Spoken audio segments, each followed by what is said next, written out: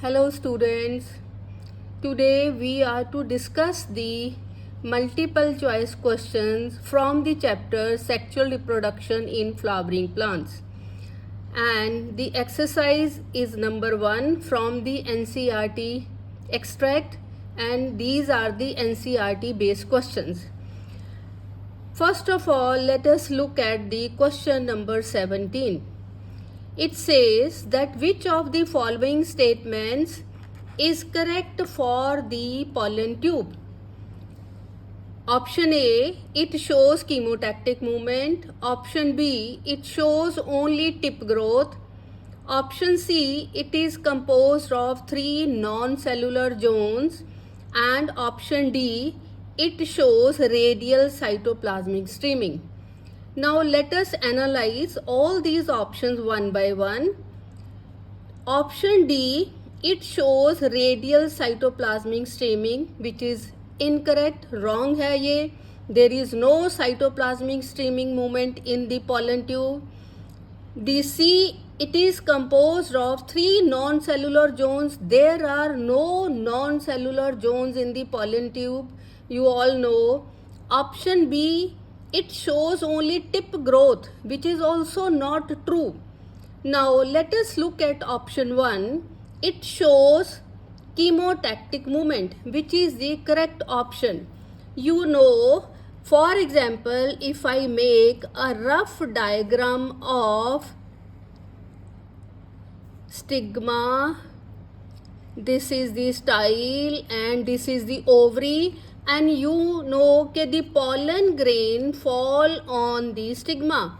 This part is the stigma, this part is the style, you all know, and this part is the ovary, and you know in the ovary there lies the embryo sac, and you know that in the embryo sac towards the micropylar end we have got 2 synergids, and there is also present one egg cell, and the male gamete of the pollen tube has to meet the egg, so the pollen tube is formed and it moves through the style and reaches up to the egg. Now this movement of the pollen tube towards the embryo sac or the egg, this movement is chemotactic. Chemotactic means it is under the influence of the chemicals. Now these chemicals are produced by embryo sac, specifically these synergids. Because synergids hold the egg cell, and these chemicals, they make the movement of the pollen tube towards the egg. Now another thing is the concentration of the calcium ions. The calcium ion concentration also plays an important role in the movement of the pollen tube.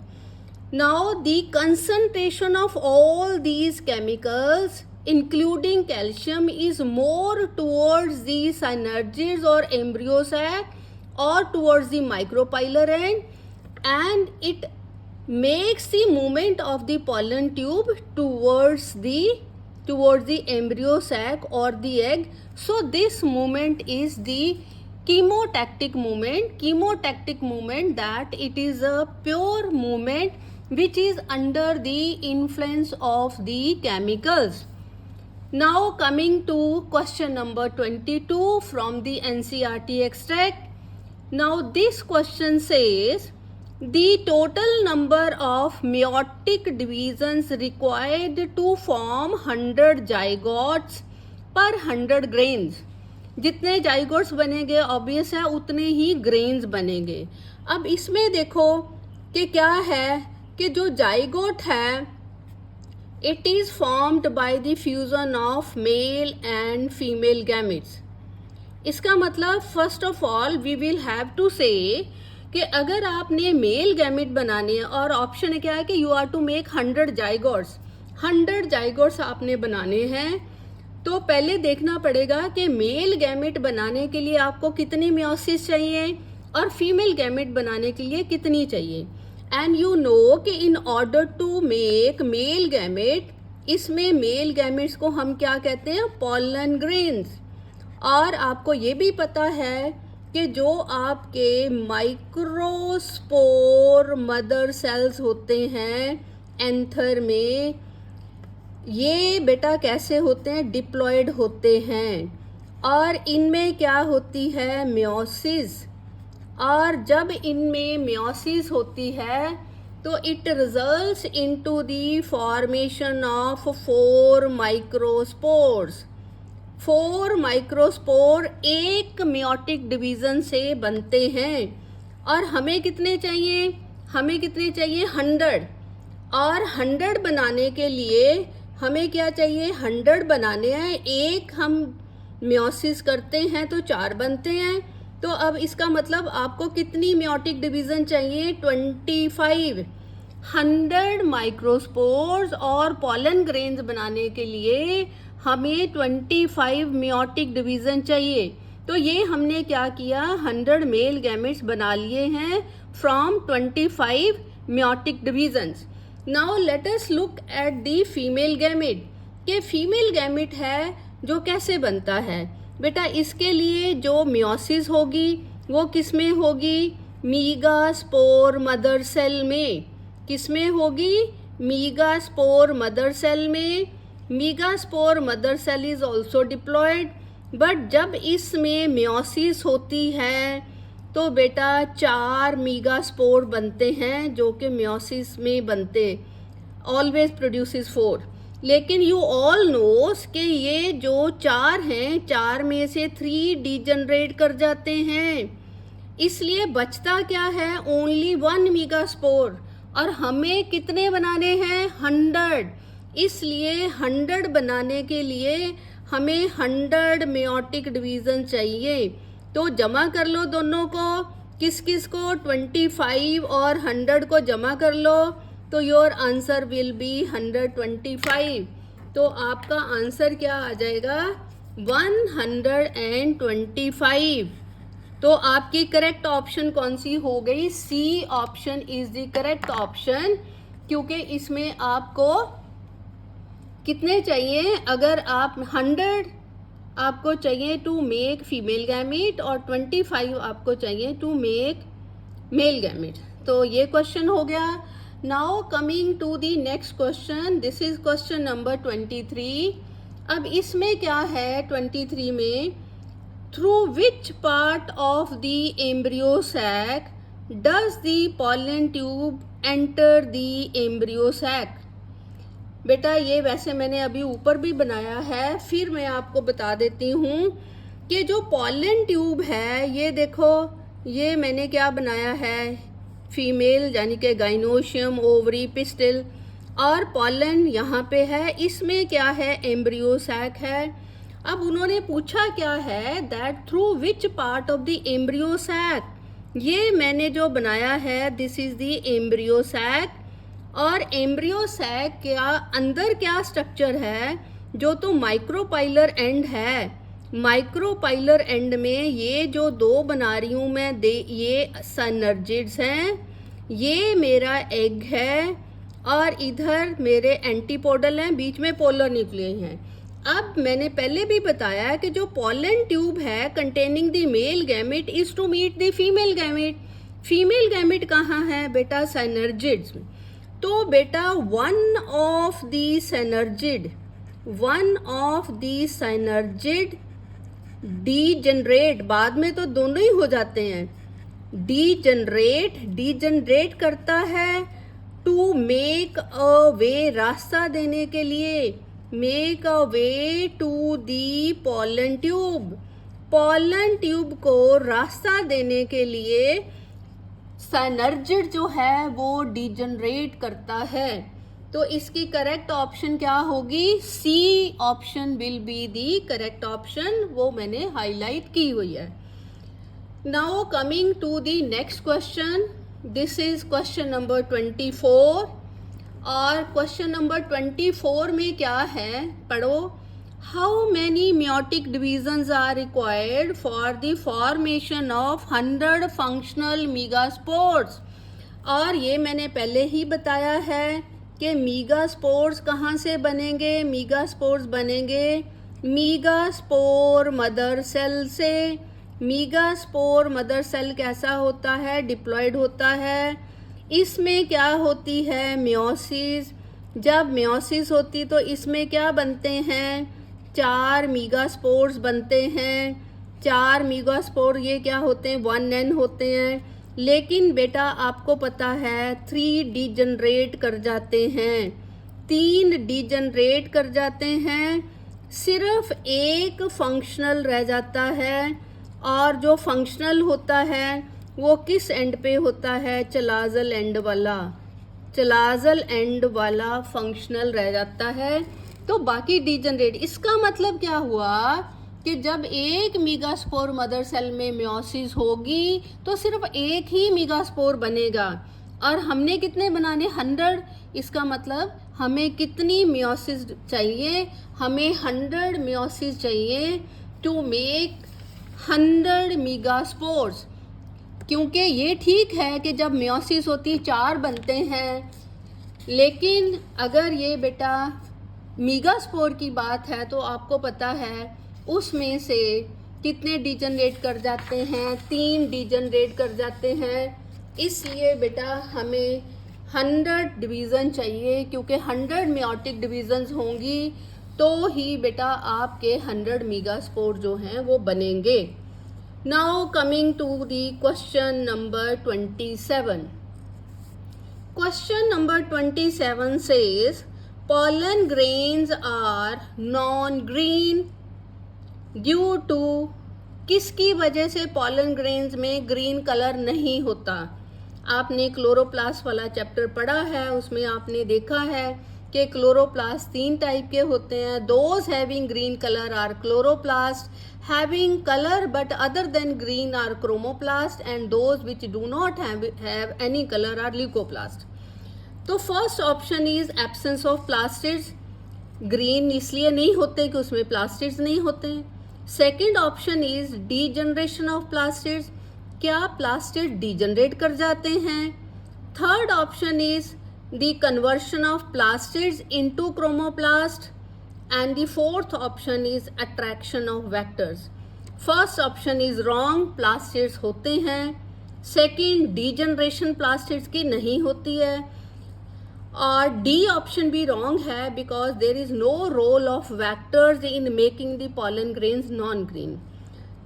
Now let us focus on option number C, and it says conversion of plastids into chromatoplasm. This option is true कि जो plastids हैं they get converted into chromoplast, और जो जिस भी colour का, वैसे तो ये मेंशन्ड है कि pollen grains variety of colours के हो सकते हैं, लेकिन जो नॉर्मल इनका कलर है बेटा वो कलर जो है दैट इज येलो कलर के होते हैं या फिर वाइट कलर के होते हैं. तो डेफिनेटली बेटा कन्वर्शन होती है. अगर तो वो येलो कलर दे रहे हैं तो ऑब्वियस है कि जो येलो कलर है that yellow colour will be because of the conversion of the chloroplast. Chloroplast किस में कन्वर्ट हो जाएंगे? आपके कलरफुल यानी कि क्रोमोप्लास्ट में. ये क्वेश्चन हो गया. Now coming to the next question which is question number 42. It says which of the following processes is necessary for the complete development of male gametophyte. फिर मेल गेमिटोफाइट का question है. बेटा जब भी मेल गेमिटोफाइट बनता है, पहली बात मेल गेमिटोफाइट बनता कहाँ से है? पॉलन ग्रेन से बनेगा. तो यहाँ पे मैंने क्या बना दिया है, ये देखो पॉलन ग्रेन है, और आपको पता है पिछले क्वेश्चन में हमने किया है this is the pollen grain. अब पॉलन ग्रेन को हमने कन्वर्ट करना है इनटू मेल गेमिटोफाइट. ठीक है. अब पॉलन ग्रेन बनाने के लिए बताया है ना कि आपको कंप्लीट मेल गेमिटोफाइट बनाना है. उसके लिए पहले आपको क्या बनाना पड़ेगा? पॉलन ग्रेन बनाना पड़ेगा. ठीक है. और सबसे पहले क्या है कि आपके पॉलन मदर सेल जो हैं, आपके जो माइक्रोस्पोर मदर सेल्स हैं, इनमें पॉलन ग्रेन बनने के लिए फर्स्ट डिवीज़न होती है जिसको हम मियोसिस कहते हैं, और मियोसिस में आपके 4 पॉलन्स बन जाते हैं। लेकिन अब आपने इसको मेल गेमेटोफाइट में कन्वर्ट करना है, तो इसमें क्या है बेटा, सबसे पहले जो आपका पॉलन ग्रेन है उसमें एक माइटोसिस होगी। माइटोसिस में एक जो सेल बनेगा वो आपका सेल जो बनेगा वो वेजिटेटिव सेल बनेगा, और जो दूसरा सेल बनेगा वो जनरेटिव सेल बनेगा। और ये बेटा आपकी फर्स्ट माइटोसिस है, फर्स्ट माइटोसिस। अब उसके बाद बेटा नेक्स्ट क्या है कि वेजिटेटिव सेल, तो ऐसे ही ये आपका वेजिटेटिव सेल है, ये ट्यूब सेल बना देगा, ट्यूब बना देगा, पॉलन ट्यूब बना देगा। लेकिन जो जनरेटिव सेल है वो एक बार फिर से डिवाइड करेगा, और ये जो डिवीज़न है ये सेकंड माइटोसिस है। और जब ये सेकंड टाइम करेगा तो इसमें 2 मेल गैमेट्स बनेंगे। इसमें क्या बनेंगे? 2 मेल गैमेट्स। तो अब देखो बेटा क्या क्या हुआ। बेटा हमने एक मायोसिस की है, ये देखो मैंने इसको हाईलाइट कर दिया है। फिर उसके बाद एक माइटोसिस ये हुई है, और फिर उसके बाद एक बेटा ये हुई है। तो अब पूरा रिजल्ट आपके सामने है कि अगर आपने मेल गेमेटोफाइट बनाना है तो उसके लिए आपको क्या चाहिए? 1 मेयोटिक एंड 2 माइटोटिक डिवीज़न चाहिए होंगी। क्या? 1 meiotic and 2 mitotic cell divisions. ये हो गया आपका question number 42। Now coming to the next question, and this is question number 43। अब 43 क्वेश्चन क्या कहता है? In a fertilized ovule. बेटा फर्टिलाइज्ड ओव्यूल पे आपने थोड़ा ध्यान देना है, क्योंकि एग, ओव्यूल, जाइगोट, ये इन चीज़ों को ध्यान से देखो। इनने फर्टिलाइज ओव्यूल, इसका मतलब फर्टिलाइजेशन हो चुकी है। N 2N ये प्लॉइडी है कि N प्लॉइडी किसकी होगी, 2N प्लॉइडी किसकी होगी, और 3N किसकी होगी। Now let us look at the options. ठीक है, अब मैं सबसे पहले डी ऑप्शन लेती हूँ। डी ऑप्शन कहती है कि एंटीपोडल्स का N है, ये करेक्ट है। सनर्जिड्स का 2N ये रॉन्ग है, सनर्जिड्स भी हैप्लॉइड होते हैं, एंड इंटेगुमेंट्स। तो ये वाली जो ऑप्शन है बेटा, ये सारी की सारी इंटेगुमेंट्स आर नॉट ट्रिप्लॉइड, ये ट्रिप्लॉइड नहीं होती, तो डी ऑप्शन रॉन्ग हो गई। Now coming to the C option, endosperm, you know endosperm is never haploid, ये तो ट्रिप्लॉइड होता है। न्यूसेलस ठीक है आपका डिप्लॉइड होएगा, but egg is never triploid, तो ये ऑप्शन भी रॉन्ग हो गई। नाउ बी पे आओ, यहाँ पे एग लिखा है। बेटा जो एग है ना, बेसिकली एग ना फीमेल गैमेट होता है, egg is the female gamete. लेकिन मैंने आपको बताया यहाँ पे फर्टिलाइज ओव्यूल लिखा है, तो बेटा जब फर्टिलाइज ओव्यूल है तो बेटा यहाँ पे एग को जाइगोट मानेंगे। ठीक है, तो जाइगोट यहाँ पे, क्योंकि ओव्यूल फर्टिलाइज्ड है, egg will be equal to the zygote, तो egg can not be haploid, ये फिर डिप्लॉइड बन जाएगा। न्यूसेलस जो है बेटा ये डिप्लॉइड होता है, ये ठीक है। एंडोस्पर्म ट्रिप्लॉइड है, लेकिन एग की वजह से ये रॉन्ग हो गया, क्योंकि यहाँ पे फर्टिलाइज ओव्यूल लिखा है। तो यहाँ पे जो एग है बेटा, जाइगोट जो होता है ना वो फर्टिलाइज्ड एग होता है। ये देखो यहाँ पे मैं लिख देती हूँ कि जो वैसे एग है, एग क्या है बेटा, 1N होता है। क्यों? क्योंकि egg is a female gamete, egg क्या है, फीमेल गैमेट है। और जो आपका जाइगोट होता है, जाइगोट आपका क्या है, फर्टिलाइज्ड एग है। जाइगोट क्या है, फर्टिलाइज्ड एग है, और ये 2N होगा। और यहाँ पे हमने क्या लिखा है कि दी ओव्यूल इज फर्टिलाइज्ड, यहाँ पे क्या है कि ओव्यूल इज फर्टिलाइज्ड, इसका मतलब यहाँ पे आपका एग जो है वो डिप्लॉयड है, इसलिए ये ऑप्शन रॉन्ग हो गई। तो करेक्ट ऑप्शन क्या है, A, antipodals are haploid, egg is diploid. Why diploid, मैंने बार बार बता रही हूँ, it is very important question. Because यहाँ पे उन्होंने फर्टिलाइज ओव्यूल लिखा है and endosperm you know that it is triploid. So ये आपका हो गया question number 43. Now coming to the next question and the next question is question number 47. अब 47 में देखो कि if a diploid female plant, जो फीमेल प्लांट है बेटा वो डिप्लॉयड है, जो फीमेल प्लांट है वो क्या है, डिप्लॉयड है. And a tetraploid male plant, और जो मेल प्लांट है वो आपका टेट्राप्लॉयड है. सबसे पहले हम लिख लेते हैं, इसमें उन्होंने क्या बताया है, फीमेल प्लांट, और फीमेल प्लांट को इन्होंने क्या बताया है कि ये डिप्लॉयड है. और दूसरी तरफ क्या है, मेल प्लांट, और मेल प्लांट इन्होंने बताया है कि 4n यानी कि टेट्राप्लॉयड. और ये कैसा हो गया आपका, डिप्लॉयड. ठीक है, दोनों को इन्होंने क्रॉस किया है. क्रॉस किया है मीन्स फीमेल प्लांट का इन्होंने एग लिया है, फीमेल गैमेट लिया है, फीमेल गैमेट और मेल का इन्होंने पॉलन्स लिए. तो उससे जो एंडोस्पर्म बनेगा उसकी प्लॉइडी लेवल बतानी है. अब सबसे पहले हम बात करते हैं फीमेल प्लांट जो कि डिप्लॉयड है. जब ये बेटा आपका फीमेल गेमेटोफाइट बनाएगा, ऑब्वियस है बेटा इसमें मियोसिस होगी.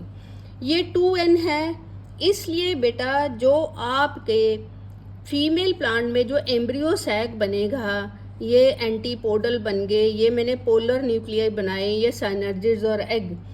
क्योंकि जो आपका एंडोस्पर्म है वो बनता है 2 पोलर न्यूक्लियाई और एक मेल गैमेट की फ्यूजन से. और ये जो मेरे 2 पोलर न्यूक्लियाई बने हैं, क्योंकि ये किसके लिए हैं, मैंने ये मेरे फीमेल प्लांट के हैं, और मेरा जो फीमेल प्लांट है वो डिप्लॉयड है. जब मियोसिस होगी तो जो 2 पोलर न्यूक्लियाई बनेंगे वो कैसे बनेंगे, 1n 1n, दोनों 1n वाले. और दूसरी तरफ मेरा जो मेल प्लांट है वो क्या है, टेट्राप्लॉयड है. और जब बेटा इसमें मियोसिस होगी, जब इसमें मियोसिस होगी तो जो मेल गैमेट्स बनेंगे, जो भी मेल गैमेट्स बनेंगे मेल प्लांट में, ठीक है, वो कैसे बनेंगे बेटा, वो मेरे कैसे बनेंगे, जब मियोसिस होगी नंबर हाफ हो जाएगा तो वो 2n बनेंगे. इसका मतलब ये मेरा जो मेल गैमेट है वो डिप्लॉयड है और जो मेरे पोलर न्यूक्लियाई हैं वो हैप्लॉयड हैं. तो ये देखो जमा करके देखो, 1n + 1n + 2n, तो ये मेरा आंसर क्या हो गया, 4n. इसलिए जब मैं इनको क्रॉस करूँगी तो जो मेरा एंडोस्पर्म बनेगा, मेरा एंडोस्पर्म कैसा बनेगा, टेट्राप्लॉयड बनेगा. क्योंकि ये आपको पता है कि एंडोस्पर्म कैसे बनता है, जब आप 2 पोलर न्यूक्लियाई जो पहले कई बार फ्यूज़ करके आप सेकेंडरी न्यूक्लियस बना देते हैं, 2n बन जाते हैं, और वो दूसरे मेल गैमेट के साथ जब फ्यूज़ करता है. तो ये आपका आंसर क्या हो गया, राइट आंसर क्या हो गया, ए. और ए क्या है आपका, टेट्राप्लॉयड है. Now coming to the next question, and this is question number 49 and all from exercise number 1 of the NCERT extract. Now in this question number 49 it says the total number of nuclei involved in double fertilization in angiosperm are. Double fertilization आपने पढ़ी है. Double fertilisation का मतलब है कि 2 बार fertilisation होती है. और 2 बार फर्टिलाइजेशन कैसी होती है कि एक बार मेल गैमेट एग के साथ फ्यूज करता है, दूसरा मेल गैमेट जाके पोलर न्यूक्लियाई के साथ. अब इस पूरे प्रोसेस में कितने न्यूक्लियाई जो हैं वो इन्वॉल्व होते हैं ये हमने देखना है. बेटा सबसे पहले देखो, ये मेरा 1 मेल गैमेट है, this is male gamete. Male gamete 1 हो गया, प्लस बेटा इसने फर्टिलाइज करना है तो 1 आपका क्या हो गया, फीमेल गैमेट. और दोनों ने फ्यूज करके क्या बना दिया, जाइगोट, और ये मेरी 1 फर्टिलाइजेशन हो गई है। This is my fertilization number 1। उसके बाद क्या है बेटा, मेरे 2 पोलर न्यूक्लियाई हैं, 2 पोलर न्यूक्लियाई हैं, प्लस ये किसके साथ फ्यूज करते हैं, विद अनदर मेल गैमेट, एक और मेल गैमेट है। तो अब इसमें देखो न्यूक्लियाई कितने यूज हुए बेटा, दिस इज 1, दिस इज 2, और ये 2 है, 2 + 2 ये 4 हो गए, और ये लास्ट वाला 5। तो टोटल नंबर जो है बेटा 5 न्यूक्लियाई जो हैं बेटा यूज होते हैं डबल फर्टिलाइजेशन में। तो ये आपका राइट आंसर है option D. Now next question, this is question number 50। Question number 50 says which of the following is an example of false fruit? इनमें से कौन सा फ्रूट है जो कि फॉल्स है? और आपको पता है कि जो ट्रू फ्रूट है उसको ट्रू इसलिए कहते हैं कि वो सिर्फ ओवरी से बना है, ओवरी के बाहर वाले पार्ट्स स्पोर्स फ्लावर के नहीं यूज होते हैं। और फॉल्स हम किसको कहते हैं, जिसमें फ्लावर के दूसरे पार्ट्स भी इन्वॉल्व होते हैं। अब हम देखते हैं कि एप्पल में क्या क्या यूज होता है बेटा। एप्पल एंड पियर में तो जो फ्रूट बनता है ना बेटा, उसमें थैलेमस यूज होता है, इसलिए ये पक्का है कि ये फॉल्स फ्रूट है। अब हम बात करते हैं स्ट्रॉबेरी, और जो स्ट्रॉबेरी है ना बेटा, इसमें जो फ्रूट बनता है ये रिसेप्टेकल से बनता है। और रिसेप्टेकल क्या है बेटा, पार्ट ऑफ स्टेम होता है। It is nothing but A part of stem that sport flower, जिसके ऊपर फ्लावर लगा हुआ है, दैट स्पोर्ट फ्लावर, जिसके ऊपर आपका फ्लावर लगा है वो पार्ट यूज होता है। तो ये भी फॉल्स हो गया। अब उसके बाद थर्ड ऑप्शन क्या है, कैश्यू नट। बेटा ये बेटा आपकी स्वोलन स्टॉक जो है वो मोटी हो जाती है तो बन जाता है ये swollen stock. Basically this is pedicel.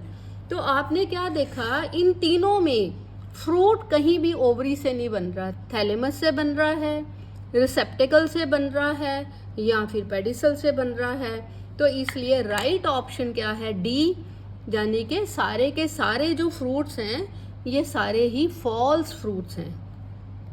ठीक है।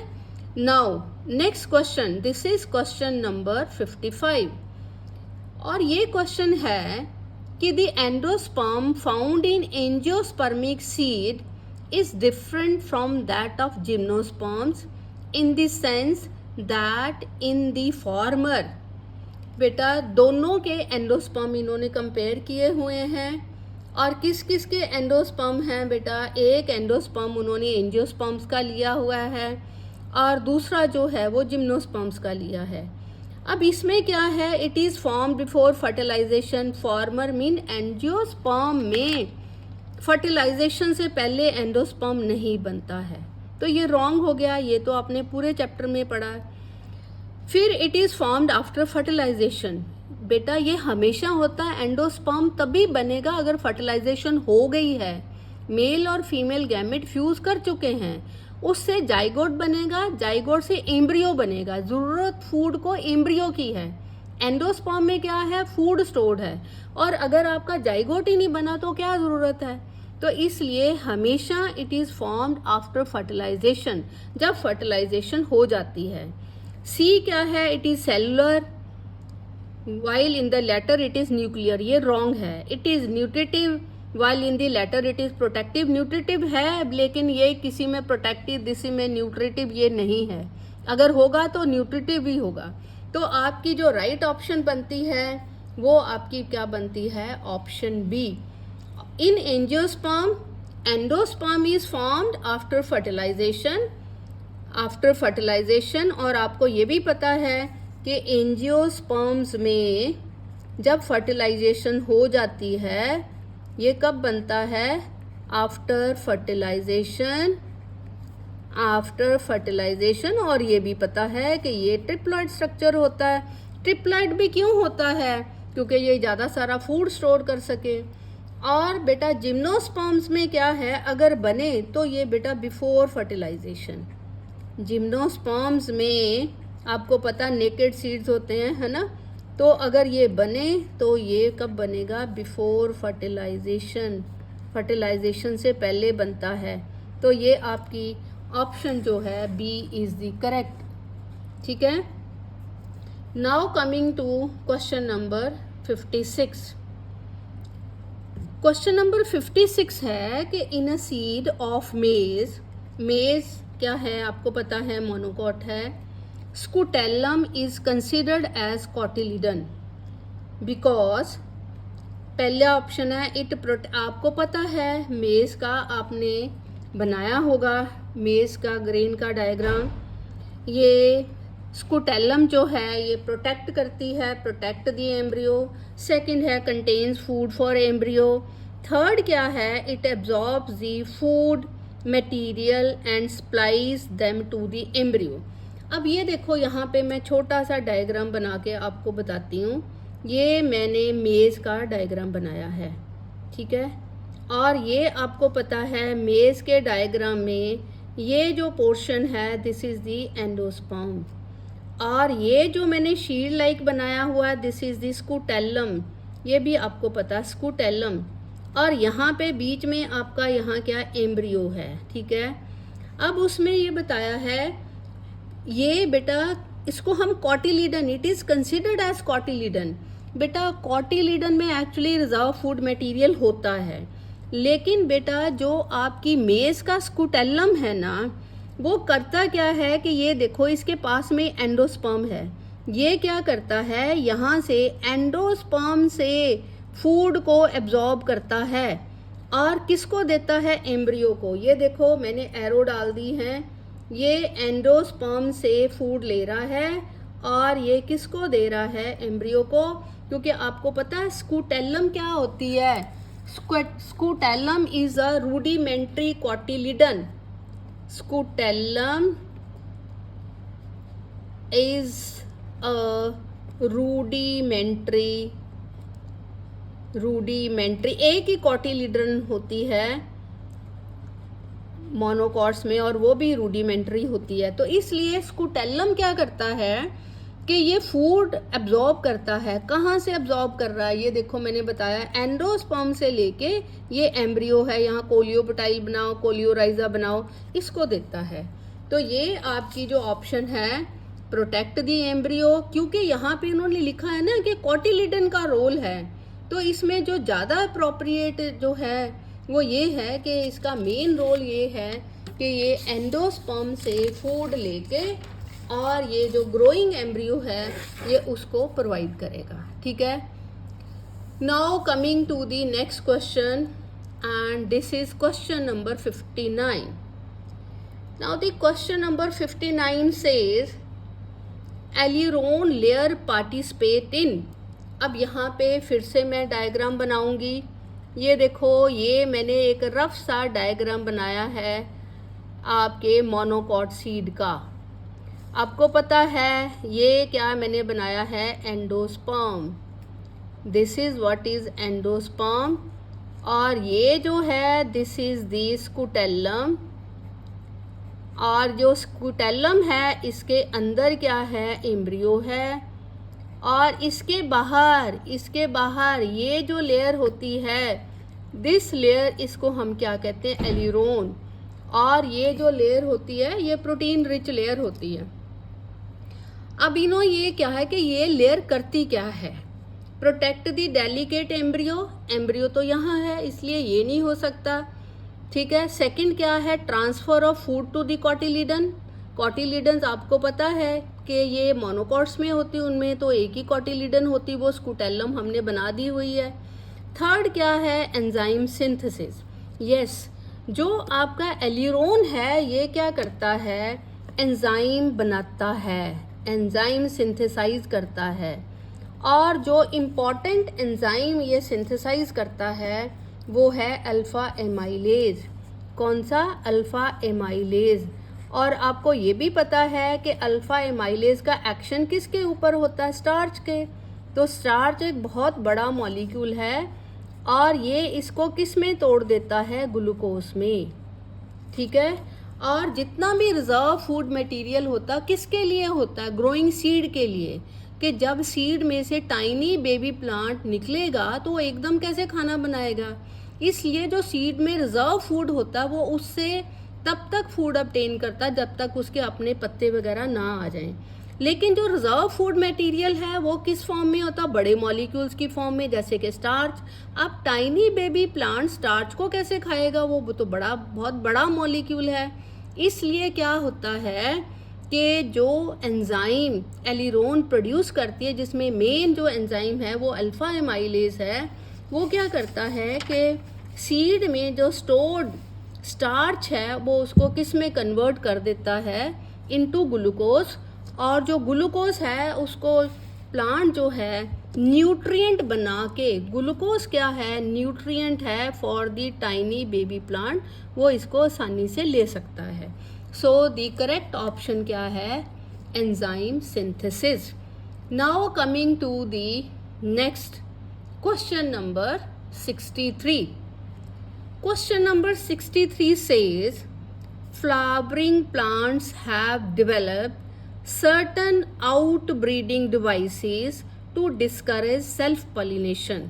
इसका मतलब ये है कि जितने भी फ्लावरिंग प्लांट्स हैं वो कोई ना कोई ऐसा मेथड अडॉप्ट करते हैं जिससे उनमें सेल्फ पॉलिनेशन ना हो सके।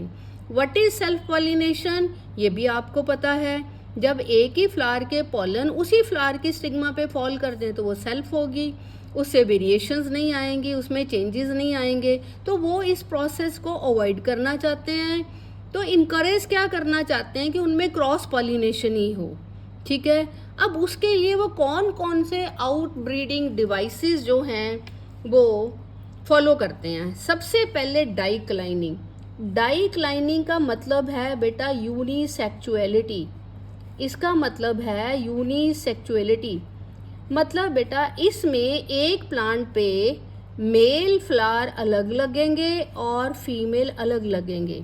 बेटा जब मेल और फीमेल फ्लावर्स ही अलग हैं, मेल फ्लावर्स अलग हैं मतलब यूनिसेक्चुअल है, फीमेल फ्लावर अलग है, तो बेटा उसमें आपकी सेल्फ पॉलिनेशन नहीं होगी।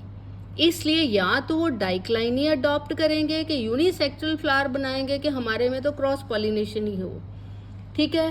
अब coming to the next method, और सेकंड क्या है, डाइकोगेमी। डाई का मतलब क्या होगा, डाई का मतलब है टू, ठीक है, और गेमी का मतलब है गैमेट्स, ठीक है।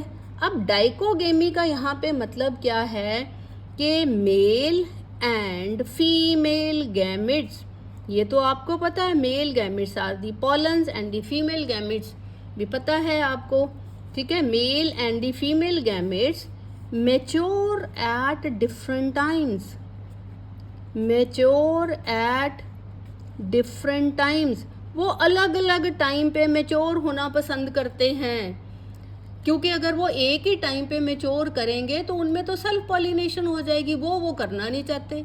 वो चाहते हैं कि हमारे में क्रॉस पॉलिनेशन हो, इसलिए वो इसको अलग अलग टाइम पे मैच्योर कराते हैं। थर्ड जो है दैट इज़ दी हर्कोगेमी। हर्कोगेमी में क्या है बेटा, फ्लावर तो यूनिसेक्सुअल नहीं है, फ्लावर जो हैं बाइसेक्सुअल हैं। बाइसेक्सुअल का मतलब है हर्मेफ्रोडाइट भी है, इसका मतलब है कि एक ही फ्लावर में आपके मेल पार्ट्स भी हैं और फीमेल पार्ट्स भी हैं। But pollens can not reach the stigma, मतलब पॉलन एंड स्टिग्मा के बीच में कोई फिजिकल बैरियर्स हैं, दे हैव फिजिकल बैरियर्स। तो वो फिजिकल बैरियर्स बेटा आपको सेल्फ पॉलिनेशन नहीं होने देंगे। तो ये तीनों ठीक हैं। उन्होंने क्वेश्चन में पूछा है flowering plants have developed certain outbreeding devices to discourage self pollination and encourage cross pollination, and one of these is not an example of such outbreeding device। इसका मतलब क्या हुआ कि ये तीनों जो हैं वो तो आउटब्रीडिंग डिवाइसेस हैं ही हैं, यूनिसेक्सुअलिटी भी है, डाइकोगेमी भी डिवाइस है, हर्कोगेमी भी है, क्लिस्टोगेमी नहीं है, क्योंकि क्लिस्टोगेमी में फ्लावर्स आर क्लोज्ड। अगर फ्लावर क्लोज रहेंगे तो हमेशा ही सेल्फ पॉलिनेशन हो जाएगी। तो इसलिए ये वाला जो ऑप्शन है बेटा, ये क्रॉस पॉलिनेशन के लिए नहीं है। यही उन्होंने पूछा है कि इन 4 ऑप्शन में से वो ऑप्शन बताओ which is not fit for cross pollination. तो cleistogamy is not fit for cross pollination. Now coming to the next question. Next क्या है, a drupe is developed in. पहले बेटा drupe is a type of fruit, और ये कैसा fruit होता है बेटा, फ्लैशी फ्रूट होता है। और इसकी बेटा क्या है, जैसे फॉर एग्जांपल बेटा ये मैंगो है, इसकी खासियत क्या है कि मैंगो में होता क्या है, मैंगो में बेटा ये बाहर वाली कवरिंग इज़ एपिकार्प, ये इसका फीचर है ड्रूप में। फिर उसके अंदर ये जो आपकी स्टोनी है, मैंगो खाते हो जो ये स्टोनी पार्ट है बेटा, ये इसका एंडोकार्प होता है। और इसके अंदर ये जो है दिस इज़ दी सीड। और ये जो मैंगो का गुद्दा वाला पार्ट, स्पंजी पार्ट आप खाते हो, मीज़ोकार्प, जो कि एडिबल है, ये बेटा आपका मीज़ोकार्प है। जो इस टाइप के फ्रूट्स होते हैं हैविंग दीज फीचर्स, कोकोनट भी ऐसा ही है, तो उसको हम क्या कहते हैं कि वो ड्रूप है। तो tomato is not a drupe. आप देख लो टोमेटो में ऐसा कुछ भी नहीं है ना, उसमें मतलब बेसिकली है कि क्लियर कट तीनों लेयर्स बनी हुई हैं। एपिकार्प भी है, हम खाते नहीं हैं इसको, मीज़ोकार्प भी है, एंडोकार्प तो फिर बाद में हार्ड हो जाती है। तो तीनों हैं, वो वीट में भी नहीं होती और पी में भी नहीं होती। किस में होती हैं, only in case of mango. So जो मैंगो है, मैंगो कैसा फ्रूट है, mango is a drupe. Next देखो, नेक्स्ट क्वेश्चन जो है, it says formation of individuals. यहाँ पे इंडिविजुअल्स का मेरा मतलब जो है प्लांट्स, ठीक है। Formation of individuals without fusion, fusion का यहाँ मेरा मतलब है फर्टिलाइजेशन, फ्यूज़न का मेरा यहाँ मतलब है फर्टिलाइजेशन। और आपको ये भी पता है कि फर्टिलाइजेशन कैसे मूव है, this is an act of sexual reproduction, this is an act of sexual reproduction. Question क्या है, द फॉर्मेशन ऑफ इंडिविजुअल्स, मैंने बताया यहाँ पे मेरा इंडिविजुअल्स का मतलब है plants. Formation of individuals without fusion is called. बेटा देखो फ्यूज़न नहीं होनी है, इसलिए बेटा ये फर्टिलाइजेशन नहीं हो सकती। पॉलिनेशन, पॉलिनेशन क्या है, the transfer of pollens from one flower, from the anther or of one flower to the stigma of the same or different, वो पॉलिनेशन है। पॉलिनेशन का मतलब है कि आपके पॉलन्स ने ट्रांसफ़र होना है, तो वो भी नहीं है, हम तो फ्यूज़न की बात कर रहे हैं। फिर उसके बाद है एपोमिक्सिस। एपोमिक्सिस क्या है बेटा, apomixis is the right answer, क्योंकि apomixis is actually kind of a sexual reproduction है। एक्चुअली मतलब kind of a sexual reproduction है, जिसमें बेटा विदाउट फ्यूज़न प्लांट के किसी पार्ट से भी आपका प्लांट बन जाता है, जो आगे आपने डिटेल करी है एपोमिक्सिस कि वो किसी भी मतलब विदाउट फर्टिलाइजेशन ही आपका प्लांट बन गया। तो अगर विदाउट फर्टिलाइजेशन बनेगा तो वो क्या है बेटा, will be a kind of a sexual reproduction. और अगर हम एम्फीमिक्सिस सोचें तो एम्फीमिक्सिस तो हमेशा फ्यूज़न से होती है। एम्फी का मतलब क्या है, fusion of male and female. तो हमने कहा है विदाउट फ्यूज़न, तो विदाउट फ्यूज़न बेटा फर्टिलाइजेशन भी नहीं हो सकती, पॉलिनेशन भी नहीं, तो एम्फीमिक्सिस भी नहीं। तो राइट ऑप्शन इस केस में क्या है आपकी, apomixis, that the formation of individuals without fusion is called as the apomixis. बेटा these were the questions from exercise 1 of NCERT extract. Thank you very much. Hello students, this is the exercise 2, 3 and 4 from the chapter sexual reproduction in flowering plants. So these are some of the MCQ from NCERT extract. Let us look at question number 9 first. The question number 9 says, from the statements given below, choose the options which are true for a typical female gametophyte of a flowering plants. आपने वो वाली statement choose करनी है जो true हैं या correct हैं. किसके लिए? For a typical female gametophyte of A flowering plant means dicot plant. Now the option A, it is 8 nucleate and 7 celled at maturity. When it matures, it has 8 nuclei and 7 cells. Option B, it is free nuclear during the development. कि जब female gametophyte की development होती है तो जो divisions होती हैं they are free nuclear. Option C, it is situated inside the integuments but outside the nucellus. You know that this is totally wrong.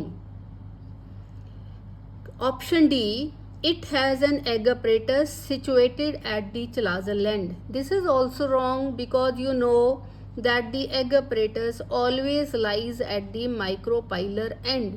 क्योंकि उसी माइक्रोपाइलर एंड से ही in most of the cases pollen tube enter करती है. Now let us look at the options A and B. First is that it is 8 nucleate. Let us say कि is it male gametophyte 8 nuclei. देख लेते हैं कि जो 8 nucleate है तो 8 न्यूक्लियाई कौन कौन से हैं, कैलकुलेट करके देख लेते हैं. अब 8 न्यूक्लियाई में बेटा लेटर से 3 तो आप एंटीपोडल ले लो. आपको पता है फीमेल गेमेटोफाइट की बात हो रही, 3 एंटीपोडल हो गए. प्लस फिर बेटा आप 2 साइनर्जिड्स भी ले लो, 2 साइनर्जिड्स के न्यूक्लियाई हो गए. फिर उसके बाद बेटा एक एग न्यूक्लियस भी हो गया, एग न्यूक्लियस भी हो गया और ये टोटल हो गए 6. प्लस बेटा इसमें 2 पोलर न्यूक्लियाई भी तो आएंगे. तो अब ये कैलकुलेट करो कि ये जो टोटल न्यूक्लियाई बने हैं 3, 2, 5, 6 और ये टोटल बेटा आपके 8 न्यूक्लियाई बन गए हैं. तो ये तो करेक्ट है कि जो आपका मेच्योर हुआ फीमेल गेमेटोफाइट होता है उसमें 8 न्यूक्लियाई होते हैं. अब सेकंड ऑप्शन ये है कि ये 7 सेल्ड होता है. अब 7 सेल्ड में भी देखते हैं, चलो ये मैं बनाती हूँ. ये बेटा मैंने इस तरफ 3 एंटीपोडल बना दिए हैं तो ये तो 3 सेल्स हो गए. इस तरफ मैंने ये 2 सिनर्जिड बना दिए हैं तो ये एग बना दिया है तो ये भी 3 हो गए, 6 हो गए. अब ये जो बीच में है जिसमें 2 पोलर न्यूक्लियाई होते हैं बट एक्चुअली सेल तो एक ही है ना. इस सेल को हम क्या कहते हैं? Central cell. तो सेंट्रल सेल तो 1 हुआ, 3 + 1 तो ये क्या हुआ 3 + 1 + 3, ये बेटा आपके 7 सेल्स बन गए. तो ये आपका क्लियर हो गया कि जो आपका फीमेल गेमेटोफाइट है इन फ्लावरिंग प्लांट्स वो 8 न्यूक्लिएट और 7 सेल्ड होता है एट मेच्योरिटी. तो आपकी ऑप्शन ए इज करेक्ट. अब उसके बाद है कि it is free nuclear during development. अब देखो ये फ्री न्यूक्लियर तो है ही क्योंकि जब डिवीज़न होती तब बेटा सेल वॉल फॉर्मेशन नहीं होती है. जब न्यूक्लियर डिवाइड करते हैं तो बेटा सेल वॉल इनिशियली नहीं बनती है, ये बाद में बनती है. इसलिए आपकी ये वाली ऑप्शन भी करेक्ट हो गई. सो जो राइट आंसर है इसका वो है सी, दैट इज़ 1 and 2, या जिसको ए एंड बी मैंने मार्क किया है. ये आपकी ऑप्शन करेक्ट हो गई. Now coming to the next question, this is question number 10 from the NCERT exercise 2, 3 and 4. exercise 2 में से होगा. This question says autogamy can occur in casemogamous flowers if chasmogamous flowers वो होते हैं जो एक्सपोज करते हैं, अपने खुलते हैं, ओपन फ्लावर्स हैं जो कि अपने मेल और फीमेल पार्ट्स को एक्सपोज करते हैं। उनमें अगर ऑटोगेमी आपने करानी है तो क्या होगा? Option A, pollen matures before the maturity of the ovule. भाई अगर वो अलग अलग टाइम पे मेच्योर होंगे तो ऑटोगेमी कैसे होगी? Autogamy is a type of self pollination, नहीं हो पाएगी। B, ovule mature before maturity of the pollen, ये भी गलत हो गया। C is both pollen and ovule mature simultaneously. ठीक है, ये ठीक लग रहा है, क्योंकि अगर पोलन और ओव्यूल सेम टाइम पे मेच्योर करेंगे तो ही ऑटोगेमी होगी ना। अगर अलग अलग टाइम पे होंगे तो क्रॉस होगी। तो सी ऑप्शन ठीक है, लेकिन डी ऑप्शन भी देखते हैं। D option says both anther and stigma are of same length. बेटा इसमें लेंथ का कोई मतलब नहीं है, it is only about meeting the male and the female part. Length doesn't play any role in it. तो ये आपकी सी ऑप्शन जो है इस क्वेश्चन की करेक्ट ऑप्शन है। Now coming to the question number 13। Coming to question number 13। अब देखो कि 13 क्वेश्चन क्या कह रहा है? ये कह रहा है फ्रॉम अमंग दी सिचुएशंस, ये आपको सिचुएशंस दी गई हैं। From among the situations choose the one that prevent both autogamy and geitonogamy. Autogamy तो बेटा सेल्फ पॉलिनेशन है, एक के पॉलन उसी के स्टिग्मा पे गिरेंगे, वो भी नहीं होनी चाहिए।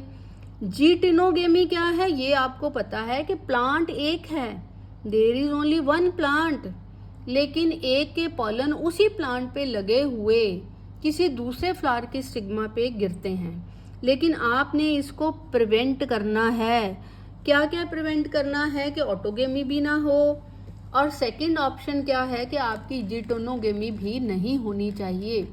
अब उसके लिए क्या है? पहली ऑप्शन पढ़ते हैं। पहली ऑप्शन ये है कि monoecious plants bearing unisexual flowers. बेटा अगर फ्लावर मोनोशियस होंगे, ठीक है, मोनोशियस होंगे, आपने क्या करना है?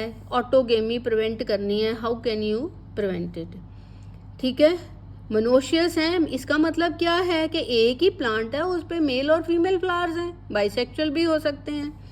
सेकंड ऑप्शन क्या है? कि डायोशियस प्लांट्स है, मींस मेल और फीमेल प्लांट ही अलग हैं। ठीक है, बेयरिंग ओनली डायोशियस में या मेल प्लांट होगा या फीमेल होगा। थर्ड ऑप्शन क्या है? Monoecious plants with bisexual flowers, इसमें भी बेटा आप प्रिवेंट नहीं कर सकते हो। और फोर्थ ऑप्शन क्या है? Dioecious plants with bisexual flowers.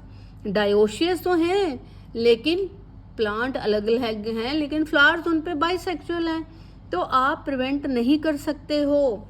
एक ही तरीका है जो ऑटोगेमी और जीटिनोगेमी को प्रिवेंट करने का। पहली बात है कि फ्लावर डायोशियस हों। डायोशियस फ्लावर प्लांट्स कैसे हैं? ये देखो, मैंने मेल प्लांट बनाया है, ये मेरा मेल प्लांट है, और ये जो है मैंने ये दूसरा बनाया है, ये मेरा फीमेल प्लांट है। अब इस पे मेल पे क्या है बेटा? मेरे मेल फ्लावर लगे हैं, इस पे मैंने लगे हैं फीमेल। ठीक है, प्लांट्स डिफरेंट हैं, तो ये मेरा क्या है? डायोशियस है, male and female are different. अब इसमें क्या है? There can not be autogamy, वो हमने प्रिवेंट करनी है। जब एक प्लांट पे एक ही टाइप के फ्लावर्स लगे हैं तो ऑटोगेमी कैसे होगी?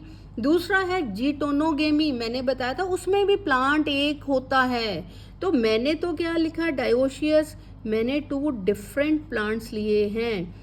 तो अगर आपने इनको प्रिवेंट करना है सिचुएशन को कि ऑटोगेमी भी ना हो और जीटोनोगेमी भी ना हो, तो बेटा आपको डायोशियस प्लांट्स जो हैं वो रखने पड़ेंगे। तो ये आपकी जो बी ऑप्शन है इसमें करेक्ट ऑप्शन है। अब उसके बाद coming to question number 16। 16 question में क्या है? ये क्वेश्चन है, while planning for an artificial hybridization, hybridization क्या है कि एक हाइब्रिड बनाना, एक प्लांट के पॉलन को आपने किसी और प्लांट की सिग्मा पे फॉल करना है, ए एंड बी प्लांट हैं, लेकिन आपने ये आर्टिफिशियल वे से करानी है, अपनी मर्जी के पॉलन अपनी मर्जी के प्लांट की स्टिग्मा पे गिरानी है। While planning for an artificial hybridization involving dioecious plant, साथ में ये भी लिखा है, दो चीज़ें हैं, आर्टिफिशियल हाइब्रिडाइजेशन करानी है और प्लांट भी डायोशियस है, मीन्स मेल और फीमेल प्लांट अलग अलग हैं, ठीक है। मेल प्लांट पे मेल फ्लावर्स लगे हैं, फीमेल पे फीमेल लगे हैं। विच of the following steps would not be relevant, उन्होंने पूछा इनमें से क्या चीज़ है जो रेलिवेंट नहीं है इस केस में। सबसे पहले है बैगिंग ऑफ फीमेल फ्लावर, भाई ये तो करनी पड़ेगी, जब आप अपनी मर्जी के पॉलन्स डाल दोगे तो उसको बैग करना पड़ेगा, नहीं तो अनवांटेड पॉलन्स उस पर आके गिर जाएंगे, तो ये तो रेलिवेंट है। सेकेंड है dusting of pollen on stigma, ये तो करने पड़ेंगे क्योंकि हम आर्टिफिशियल हाइब्रिडाइजेशन जो कर रहे हैं, पॉलन्स अपनी मर्जी के ला के स्टिग्मा पे डस्ट करने पड़ेंगे। थर्ड है ईमैस्कुलेशन, ईमैस्कुलेशन होता है जब आप पॉलन्स को, एंथर्स को काट देते हो। क्यों काट देते हो? क्योंकि वो उसी फ्लावर की स्टिग्मा पे ना गिर जाएं, क्योंकि आपने उस स्टिग्मा पे अपनी मर्जी के पॉलन्स डालने हैं। ईमैस्कुलेशन बेटा ये यहाँ पे रेलिवेंट नहीं है, क्योंकि मैंने तो प्लांट ही अलग लिए हैं, मैंने मेल और फीमेल प्लांट ही अलग कर रहे हैं, तो मेरे को ईमैस्कुलेशन की ज़रूरत ही नहीं है, तो emasculation is not relevant. D option देखते हैं, कलेक्शन ऑफ पॉलन, ये रेलिवेंट है क्योंकि आपको मर्जी के प्लांट के पॉलन कलेक्ट करने पड़ेंगे आर्टिफिशियल हाइब्रिडाइजेशन के लिए, तो इसमें इट इज़ वेरी सिंपल। तो सी प्लांट क्या है, सी ऑप्शन क्या है, ईमैस्कुलेशन। अगर आप आर्टिफिशियल हाइब्रिडाइजेशन करना चाहते हो और उसके लिए अगर आप डायोशियस प्लांट्स लेते हो, मेल और फीमेल प्लांट अलग हैं, तो इस केस में आपको पहला स्टेप माइनस कर देना होता है, ईमैस्कुलेशन, कटना, काट देना, वो नहीं करना पड़ेगा, क्योंकि in that case it will be not relevant, ये रेलिवेंट नहीं होगा। नेक्स्ट क्या है, क्वेश्चन नंबर 17, ये क्या है कि in the embryo of a typical dicot and a grass true homologous structures are, ये क्या है, this is your question number 17। In the embryo of a typical dicot, एक टिपिकल डाइकॉट प्लांट है, and a grass, और आपको पता है कि ग्रासेस जो होते हैं ये मोनोकॉट्स होते हैं। आपने मेरे को होमोलोगस स्ट्रक्चर्स बताने हैं। अब सबसे पहले मेरे को ये बताना पड़ेगा कि जो होमोलोगस स्ट्रक्चर या होमोलोगस ऑर्गन्स होते हैं वो क्या होते हैं। बेटा होमोलोगस ऑर्गन्स वो होते हैं जिनका सिमिलर स्ट्रक्चर्स हों, जिनके स्ट्रक्चर्स ऑलमोस्ट मिलते हों, और एट द सेम टाइम बेटा उनका एवोल्यूशनरी ओरिजिन भी सेम हो।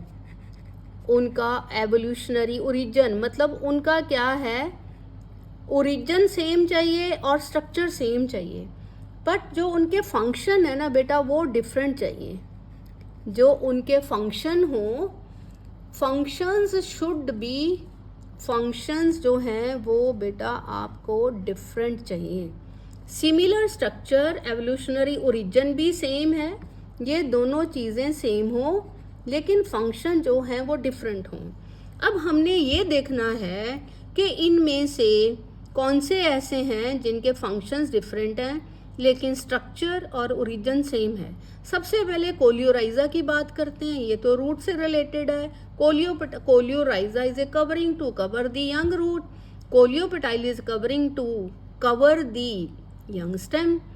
तो बेटा इनके फंक्शंस जो हैं नो डाउट डिफरेंट है, लेकिन इनके जो स्ट्रक्चर्स हैं और एवोल्यूशनरी ओरिजिन भी डिफरेंट है, तो ये होमोलोगस नहीं हो पाए। कोलियोपेटाइल एंड स्कूटेलम, कोलियोपेटाइल बेटा कवरिंग है यंग स्टेम की, और स्कूटेलम क्या है, रूडिमेंट्री कॉटिलिडन है, तो ये भी ना होमोलोगस हो ही नहीं सकते। Now coming to the third option, third option क्या है, कॉटिलिडन एंड स्कूटेलम। ये दोनों जो हैं बेटा, पहली बात तो ये है कि ये कॉटिलिडन से रिलेटेड हैं। कॉटिलिडन आपको पता है डाइकॉट्स में होती हैं, लेकिन जो मोनोकॉट्स हैं उनमें बेटा एक ही कॉटिलीडन होती है जिसको स्कूटेलम कहते हैं और ये रूडिमेंट्री होती है। ठीक है, इसका मतलब क्या है कि ये दो स्ट्रक्चर्स हैं कॉटिलीडन और स्कूटेलम, इनका सिमिलर स्ट्रक्चर है और ओरिजिन भी सेम है।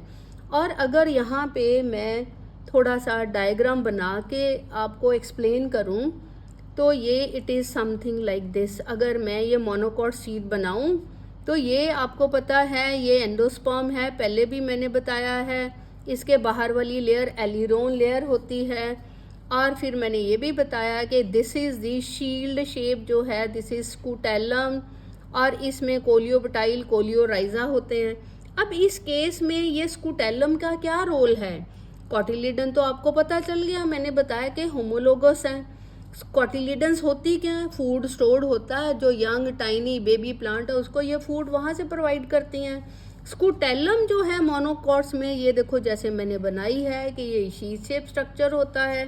अब ये क्या करता है? Scutellum does not store food, ये मैंने पहले भी बताया है। स्कूटेलम फूड को एब्जॉर्ब करता है एंडोस्पर्म से और किसको देता है? एम्ब्रियो को। इसलिए कॉटिलीडन और स्कूटेलम दोनों के फंक्शन अलग हैं। कॉटिलीडन का फंक्शन है फूड को स्टोर करना, जबकि स्कूटेलम फूड को स्टोर नहीं करता। ये फूड कहाँ से लेता है? एंडोस्पर्म से लेता है। तो ये दोनों के फंक्शंस डिफरेंट हो गए। किसके फंक्शन? जैसे मैंने लिखा है कॉटिलीडन, कॉटिलीडन क्या करती है? फूड को स्टोर करती है, फूड स्टोर करती है। और सेकंड जो है वो स्कूटेलम, ये बेटा क्या करती है? एब्जॉर्ब करती है, एब्जॉर्ब दी फूड, ये फूड को अब्जॉर्ब करती है, स्टोर नहीं करती है। इसलिए दोनों के फंक्शंस अलग हो गए हैं। और जब फंक्शंस अलग हों, ओरिजिन और स्ट्रक्चर सेम हो, तो ऐसे स्ट्रक्चर्स को हम क्या कहते हैं? होमोलोगस। तो ये आपकी सी ऑप्शन जो है वो करेक्ट है। Now coming to question number 25। 25 पे आओ। 25 क्वेश्चन says a dioecious flowering plant prevents both. बेटा डायोशियस प्लांट है, डायोशियस प्लांट्स मैंने पहले भी बताया है, ये इसमें मेल प्लांट अलग है और जो आपका फीमेल प्लांट है वो अलग है। मतलब ए है और बी, मेल और फीमेल। अब इनमें क्या है बेटा? ऑटोगेमी हो नहीं सकती है क्योंकि मेल, इसमें मेल फ्लावर्स लगे हैं और इसमें फीमेल फ्लावर्स लगे हैं, तो ऑटोगेमी कैसे होगी? एंड जीटोनोगेमी मैंने पहले भी बताया, उसके लिए प्लांट एक चाहिए, एक प्लांट फ्लावर डिफरेंट हो। तो बेटा डायोशियस फ्लावरिंग प्लांट प्रिवेंट करता है दोनों को। किस किस को प्रिवेंट करता है? कि ऑटोगेमी को भी नहीं होने देता, जीटिनोगेमी भी। बाकी ऑप्शंस देख लो, जीटिनोगेमी एंड जीनोगेमी, क्लिस्टोगेमी में फ्लावर खुलता ही नहीं है, एंड जीनोगेमी, और ऑटोगेमी एंड जीनोगेमी। बेटा ऑटोगेमी एंड जीनोगेमी, ये बेटा जीनोगेमी नहीं, हमें पूछा गया है प्रिवेंट ऑटोगेमी एंड जीटोनोगेमी करनी है। ये डायोशियस प्लांट प्रिवेंट करता है। डायोशियस में जीनोगेमी तो हो ही जाएगी, तो जीनोगेमी की तो ये तीनों ऑप्शंस रॉन्ग होंगी। हमें क्या प्रिवेंट करना है? डायोशियस में ऑटोगेमी एंड जीटोनोगेमी दोनों प्रिवेंट होती हैं, प्रिवेंट करनी है। जीनोगेमी हो जाएगी, जीनोगेमी हो जाएगी, जीनोगेमी हो जाएगी, हमें ये नहीं चाहिए। वर्ड यहाँ पे लिखा है प्रिवेंट, रोकता कौन है? रोकता है बेटा डायोशियस प्लांट जिसमें ऑटोगेमी भी नहीं हो पाती और जीटोनोगेमी भी नहीं हो सकती। अब नेक्स्ट प्लांट है, नेक्स्ट क्वेश्चन है वो ये है प्लाइडी लेवल। प्लाइडी लेवल आपने बताना है न्यूसेलस का। आपको पता ओव्यूल जिसमें होता है, ओव्यूल के आसपास वाला टिश्यू एंडोस्पर्म हो गया, पोलर न्यूक्लियाई हो गए, मेगास्पोर मदर सेल हो गए, फीमेल गिमेटोफाइट रिस्पेक्टिवली। इन सब की आपने बतानी है। भाई सबसे पहले तो न्यूसेलस है कि पहले देखते हैं कि न्यूसेलस कैसा है। बेटा न्यूसेलस इज डिप्लॉयड, ये डिप्लॉयड क्यों है बेटा? क्योंकि ये स्पोरोफाइट जनरेशन का पार्ट है। It is a part of sporophyte generation. आपको पता है इसमें कोई म्योसिस वगैरह नहीं होती है, स्पोरोफाइट जनरेशन का पार्ट है, यानी कि ये आपका 2n है, डिप्लॉयड है, स्पोरोफाइट जनरेशन का पार्ट है। उसके बाद एंडोस्पर्म तो आपको पहले ही पता है, एंडोस्पर्म जो है वो तो आपको पता है कि वो 3n होगा। फिर उसके बाद आपकी बारी आ गई पोलर न्यूक्लियाई, म्योसिस के बाद बने हैं पोलर न्यूक्लियाई बेटा 1n ही होंगे। फिर उसके बाद बेटा मीगास्पोर मदर सेल है, ये आपका डिप्लॉयड होगा। और फिर उसके बाद बेटा आपका फीमेल गैमेटोफाइट बना है। फीमेल गैमेटोफाइट किससे बना है? हैप्लॉइड स्ट्रक्चर से, जिसको मीगास्पोर कहते हैं, जो हैप्लॉइड होता है, तो ये भी n हुआ। तो आपकी ऑप्शंस क्या होगी? 2n, 3n, 1n, 2n and n। तो उसके अकॉर्डिंगली आपकी कौन सी ऑप्शन करेक्ट है? Option A is correct, that nucellus is diploid, endosperm is diploid, polar nuclei are haploid, megaspore mother cell diploid and female gametophyte is also haploid. ये है question number 31. Now coming to question number 36. Coming to question number 36. अब 36 क्या कहता है? The term used for transfer of pollen grain from anthers of one plant to stigma of a different plant. That means जिससे anther transfer हो रहे हैं वो plant भी अलग है, और जिस पे स्टिग्मा जा रहे हैं वो प्लांट भी अलग है, जेनेटिकली डिफरेंट हैं। ऑब्वियस है, ए और बी जेनेटिकली डिफरेंट हैं। तो क्या ये क्लिस्ट्रोगेमी है? नो, इसमें तो फ्लावर ही क्लोज होते हैं। जीटनोगेमी क्यों नहीं हो सकती? क्योंकि ये तो सेम प्लांट में होती है। तो उन्होंने तो क्या कहा है कि from one plant to the other. Chasmogamy के बारे में सिर्फ ओपन फ्लावर लिखा है, लेकिन आगे कुछ मेंशन नहीं है। तो हमारी नीडल कहाँ जाएगी? जीनोगेमी। जीनोगेमी को एलोगेमी काइंड थोड़ा फ़र्क है, एलोगेमी भी बोलते हैं। जीनोगेमी क्या है कि अगर जेनेटिकली डिफरेंट दो प्लांट्स हैं, एक के पॉलन दूसरी तरफ जाएं, तो ये क्या है? जेनेटिकली डिफरेंट प्लांट है। ये ए है और बी है। इसके पॉलन, ए के पॉलन इसकी स्टिग्मा के ऊपर जा रहे हैं। तो ये बेटा दोनों जो हैं ये दे आर जेनेटिकली डिफरेंट। तो बेटा ये आपकी कौन सी हो जाएगी? क्रॉस पॉलिनेशन है, बट इसका नाम क्या है? जीनोगेमी। ठीक है। Now coming to question number 12. Question number 12 says, ये स्टेटमेंट वाला क्वेश्चन है। स्टेटमेंट 1 क्या कहती है? Statement 1 says mature ovules in which micropyle comes to lie close to the funicle of the ovule is anatropous. कि अगर किसी मैच्योर ओव्यूल में माइक्रोपाइल और फ्यूनिकलस आपको पता है जो ओव्यूल के नीचे वाली डंडी होती है। माइक्रोपाइल का भी आपको पता है कि अगर माइक्रोपाइल और फ्यूनिकल पास पास आ जाएं तो ऐसे ओव्यूल को हम एनाट्रोपस कहते हैं। अब मैं इसमें आपको डायग्राम बना के बताती हूँ। ये मैंने पहले एम्ब्रियो सैक बना लिया है। चलो, ये मैंने 3 एंटीपोडल बना लिए हैं, ये मैंने सिनर्जिड एग और ये पोलर न्यूक्लियाई बना लें।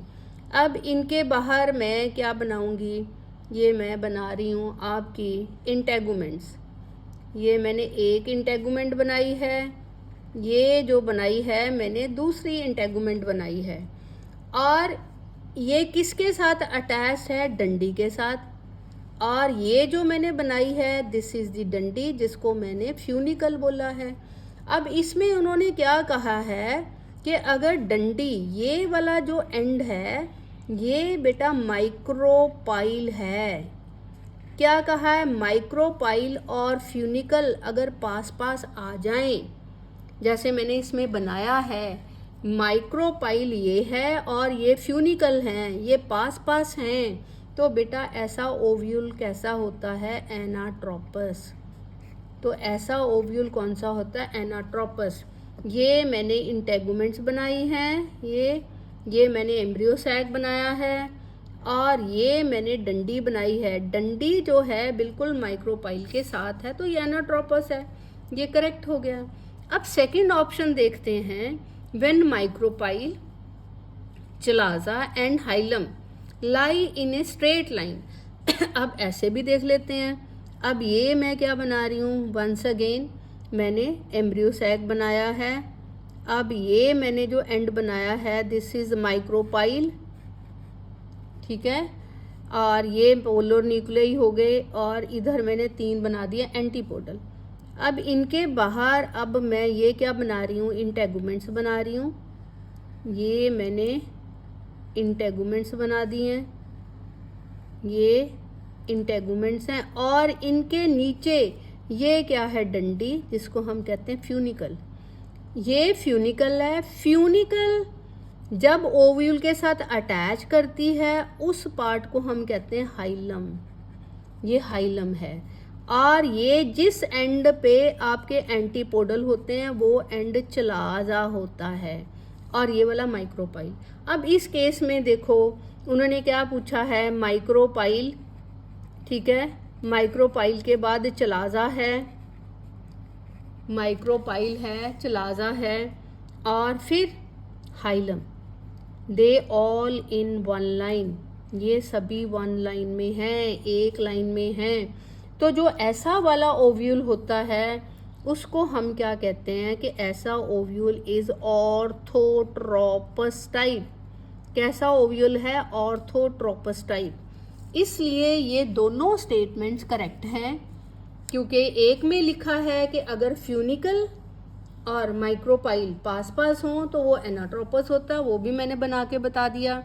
दूसरे में उन्होंने लिखा है कि अगर माइक्रोपाइल, चिलाजा और हाइलम एक लाइन में हों, इन 1 लाइन, तो ऑर्थोट्रोपस होता है, और वो भी मैंने आपको बना के बता दिया कि हाँ ऐसे ही होता है। इसलिए दोनों स्टेटमेंट, बोथ आर करेक्ट, दोनों की दोनों स्टेटमेंट्स करेक्ट हैं। अब उसके बाद नेक्स्ट क्वेश्चन है, क्वेश्चन नंबर 13। इसमें क्या है? The events from pollen deposition on stigma until pollen tubes enters the ovule are together referred to as the pollen pistil interaction। ये तो करेक्ट है कि पॉलन्स का स्टिग्मा पे गिरना, जर्मिनेट होके पॉलन ट्यूब का बनना, और पॉलन ट्यूब का ओव्यूल में जाना, ये बेटा सारे कलेक्टिवली जो भी इसमें काम होता है वो पॉलन पिस्टल इंटरेक्शन कहते हैं उसको। अब स्टेटमेंट 2 क्या है? Pollen pistil interaction is mediated by chemical component of the ovule। No, ovule के कंपोनेंट pollen pistil interaction नहीं करते हैं। देखो इसमें क्या है, ये देखो पहले भी मैंने बताया है आपको, ये मैंने फीमेल पार्ट बनाया फ्लावर का, ठीक है। इंटरेक्शन कहाँ होगी? यहाँ पे होगी कि नीचे जाके होगी? अब ये बेटा पॉलन मेरे गिरे हैं, और ये वाला जो पार्ट है दिस इज स्टिग्मा, और ओव्यूल तो मेरा यहाँ पे है, तो इंटरेक्शन तो इस पार्ट में होगी। तो जो पॉलन एंड पिस्टल जो हैं, ये दोनों मिलके, पॉलन एंड पिस्टल जो स्टिग्मा मेनली है, ये दोनों मिलके बेटा रिलीज करते हैं। क्या रिलीज करते हैं? Chemical substances. क्या रिलीज करते हैं? They release chemical substances that interact, जो इंटरैक्ट करते हैं और प्रोसेस करवाते हैं। अब इनकी इंटरैक्शन में 2 काम आ जाते हैं। इसमें जो ज़्यादा रोल है ना, ज़्यादा रोल स्टिग्मा का ही होता है। ज़्यादा रोल स्टिग्मा का, क्योंकि पॉलन तो स्टिग्मा पे गिरा है। इसमें लिखो जो मेन रोल है, main role is of stigma, क्योंकि पॉलन तो उसके आप ऊपर गिरा है। अब स्टिग्मा पे डिपेंड करता है कि उसने उसको एक्सेप्ट करना है कि नहीं करना है। तो जो स्टिग्मा है या ये जो इंटरैक्शन है बेटा, ये स्टिग्मा भी कब रिएक्ट करेगी? जब पॉलन उस पर आके गिरेगा। जब गिरा ही नहीं तो वो रिएक्ट ही नहीं करेगी, तभी इसको पॉलन पिस्टल इंटरैक्शन कहते हैं। Now it is up to the stigma और पॉलन पिस्टल इंटरैक्शन वो ये बताएगी कि जो पॉलन मेरे के ऊपर गिरा है वो कंपैटिबल है कि नहीं। अगर तो वो कंपैटिबल है तो वो उसको एक्सेप्ट करती है, अगर वो नॉन कंपैटिबल है, उसको लगता है ये मेरी प्रजाति का नहीं है या मेरे उसका नहीं है, तो फिर वो उसको रिजेक्ट करती है। This is the pollen pistil interaction. तो पॉलन पिस्टल इंटरैक्शन जो है it is not mediated by the chemical component of the ovule, it is mediated by the chemical component mainly by stigma, but pollen का भी role है कि वो दोनों interact करते हैं। pollen और स्टिग्मा के केमिकल्स आपस में इंटरैक्ट करते हैं, देन इट इज डिसाइडेड कि ये जो pollen है स्टिग्मा पे जर्मिनेट करेगा कि नहीं। दोनों टाइप के रिएक्शन होते हैं, या तो वो रिजेक्ट हो जाएगा, अगर रिजेक्ट नहीं हुआ तो फिर वो एक्सेप्ट हो जाएगा, क्योंकि दोनों ने इंटरैक्ट करके अपनी कंपैटिबिलिटी जो है उसको मैच कर लिया है। Now coming to question number 14, ये भी स्टेटमेंट वाला ही क्वेश्चन है। और इस क्वेश्चन में क्या है, ये क्वेश्चन कहता है statement 1, unlike coconut groundnut consumes endosperm completely during embryo development. ये तो करेक्ट है, क्योंकि ग्राउंड नट में जब सीड बनता है वो सारा का सारा एंडोस्पर्म कंज्यूम कर जाता है, तो फूड किस में फिर स्टोर होगा, कॉटिलिडन्स में, मूंगफली में। सेकंड क्या, तो ये करेक्ट हो गया क्योंकि सारा का सारा एंडोस्पर्म कंज्यूम हो गया। अब जो सेकंड है वो है कि दो the embryogeny is similar in groundnut and coconut, दोनों में जो एम्ब्रियो बनता है वो एक तरीके से बनता है। Perisperm is seen in coconut, no. पहली बात तो आपको ये समझना है कि पेरिस्पर्म होती क्या है। बेटा न्यूसेलस का आपको पता है, ठीक है, जो भी टिश्यू अराउंड दी ओव्यूल है ये डिप्लॉयड टिश्यू होता है, इसको न्यूसेलस कहते हैं। नॉर्मली ये कंज्यूम हो जाता है, लेकिन बेटा कई ऐसे हैं जिनमें ये परसिस्ट करता है, रहता है। परसिस्टेंट न्यूसेलस जिनमें परसिस्ट करता है वो किस में है, काली मिर्च जिसको आप ब्लैक पेपर कहते हो, ठीक है, ब्लैक पेपर में भी करता है, बीट में भी कर जाता है, कॉफ़ी में भी ये परसिस्ट करता है, और कार्डेमोन, धनिया, कार्डेमोन इसमें भी, सूखा धनिया उसमें भी करता है। और ये जो परसिस्टेंट न्यूसेलस है जिसमें फूड स्टोर्ड होता है, परसिस्टेंट न्यूसेलस जिसमें फूड स्टोर्ड होता है इज पेरिस्पर्म, इज पेरिस्पर्म। और पेरिस्पर्म में क्या स्टोर्ड होता, फूड। अब मेरे को बताओ कि कहीं कोकोनट में पेरिस्पर्म होता है, होता ही नहीं। कोकोनट में जो हम खाते हैं वो तो एंडोस्पर्म खाते हैं। कोकोनट में जो हम खाते हैं, कोकोनट में दो चीज़ें खाते हैं, एक तो उसकी नारियल की गिरी जिसको हम मीट कहते हैं, वो भी आपका क्या है, एंडोस्पर्म है जो कि सॉलिड बन गया हुआ है, और दूसरा जो इसका वाटर हम खाते हैं बेटा वो भी एंडोस्पर्म है। सो मीट एंड वाटर दोनों के दोनों जो हैं दे आर दी एंडोस्पर्म्स। तो there is no where perisperm that comes in coconut. तो जो स्टेटमेंट 2 है इट इज इनकरेक्ट, ये रॉन्ग है। जो पेरिस्पर्म है वो सिर्फ black pepper, beet, coffee, cardamom में बनता है, और ये परसिस्टेंट न्यूसेलस होता, फूड लेडन होता है। तो ये आपकी स्टेटमेंट 1 करेक्ट है, जबकि स्टेटमेंट 2 जो है इट इज़ रॉन्ग। अब उसके बाद बेटा हम आते हैं आपके क्वेश्चन नंबर 15 पे। अब इसमें क्या है कि आपने सेलेक्ट करनी है correct option. There are 4 options, 4 options हैं, और इनमें से कौन सी ऑप्शन करेक्ट है वो आपने सेलेक्ट करनी है, चूज करनी है। सबसे पहले फर्स्ट ऑप्शन पढ़ते हैं, tapetum nourishes the developing pollen grain. ये तो ठीक है, टेपिटम जो है वो यंग पॉलन जब बनते हैं उनको नरिश करती है। Second, hilum represent the junction between the ovule and funicle, ये भी पता है। फ्यूनिकल ओव्यूल के नीचे वाली डंडी होती है, लेकिन जहाँ पे वो डंडी ओव्यूल को टच करती है उस पार्ट को हाइलम कहते हैं, ये भी ठीक हो गया। नेक्स्ट है, in aquatic plants such as water hyacinth जिसको शोरनिया बोलते हैं, and water lily pollination is by water. भाई ये दोनों पानी में तो जरूर होते हैं, लेकिन अब ये देखना है कि पॉलिनेशन इनमें वाटर करता है कि नहीं, ये इंपॉर्टेंट है। डी क्या है, प्राइमरी एंडोस्पर्म न्यूक्लियस ट्रिप्लॉइड। भाई ए भी करेक्ट है, टेपिटम नरिशिंग है, हाइलम वाला ऑप्शन भी करेक्ट है, प्राइमरी एंडोस्पर्म जो है इस ट्रिप्लॉइड, ये भी आपको पता है कि ये 3N होता है। अब बारी आती है एक्वेटिक प्लांट्स की, वाटर हाइसिंथ। अब देखा बेटा, अगर आपने कहीं आते जाते वाटर हाइसिंथ देखा है, वाटर हाइसिंथ देखा है जिसको इशोरनिया बोलते हैं, तो आपने देखा होगा कि इसके तो ब्यूटीफुल पर्पल कलर के फ्लावर्स होते हैं, ब्यूटीफुल पर्पल भी बहुत सुंदर पर्पल कलर्ड फ्लावर्स होते हैं। और आपको ये पता है कि जो कलर्ड फ्लावर्स होते हैं वो तो कीड़े मकोड़ों को अट्रैक्ट करते हैं, ठीक है। जब इसके इतने, इसका मतलब जो फ्लावर हैं वो ब्यूटीफुल हैं और अट्रैक्टिव हैं, कलरफुल हैं, तो भाई इनको तो फिर बीज भी पॉलिनेट कर सकती हैं, बीज कह लो या बीज fall in category of insect. तो इनमें तो पॉलिनेशन जो है वो इंसेक्ट कर सकते हैं, क्योंकि इसके flowers are very attractive, beautiful purple colour के फ्लावर्स हैं, तो इसका मतलब वाटर का तो कोई रोल ही नहीं है। अब उसके बाद सेकंड जो है वो आपका कौन सा है, it is in case of water lily. और वाटर लिली में भी नो डाउट वाटर में होते हैं, लेकिन वाटर लिली के जो फ्लावर हैं वो भी कंस्पिकुअस होते हैं। कंस्पिकुअस का मतलब दिखते हैं, दिखते हैं मीन्स वो कंपैरेटिवली उनका साइज बड़ा होता है, छोटे नहीं होते हैं। और बेटा दे कैन ऑल्सो भी पॉलिनेटेड, इनको भी हम पॉलिनेट कर सकते हैं।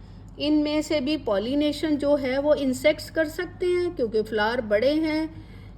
बेटा कलर्ड भी हो सकते हैं, वाटर लिली में वाइट भी होते हैं, इंसेक्ट्स भी, और अगर ज़्यादा अच्छा कलर नहीं है तो उनको विंड भी पॉलिनेट कर सकती है। तो इसलिए आपकी ये स्टेटमेंट जो है वो गलत हो गई है। इसमें क्या लिखा है कि in aquatic plants such as water hyacinth and water lily, बेटा ये दोनों प्लांट्स पानी में होते हैं, हाइड्रोफाइट्स हैं, लेकिन ज़रूरी नहीं है कि the plants which grow in water are pollinated by water. They both are not pollinated by water, they are pollinated either by insects or wind, but at least not by water. तो आपकी ये option जो है वो wrong हो गई है, और करेक्ट ऑप्शंस आपकी क्या है, 1, 2 and 4। 1, 2 and 4 जो 3 ऑप्शन है वो आपकी रॉन्ग हो गई है, इनकरेक्ट हो गई है, ठीक है, समझ लग गई। नेक्स्ट बेटा आपका है क्वेश्चन नंबर 19। क्वेश्चन नंबर 19 जो है बेटा, these are the characteristics of some plants, और वो जो प्लांट्स हैं उनमें जो पॉलन ग्रेन्स हैं वो लाइट हैं, मीन्स वो हल्के वेट के हैं, नॉन स्टिकी हैं, वो स्टिक होके नहीं रहते। सेकंड है exerted stigmas and anthers. Exerted का मतलब है कि अगर मैं ये आपका फ्लावर बनाऊं, ये अगर मैं फ्लावर बनाती हूँ, ये नीचे इसकी वो है, ये इसके सेपल्स हैं, ये इस फ्लावर के पेटल्स हैं, और एक्सर्टेड मीन्स जो आपके एंथर्स हैं वो भी बाहर को हैं, ये दोनों एक्सर्टेड हैं, बाहर की तरफ हैं, ये फ्लावर के अंदर नहीं घुसे हुए हैं।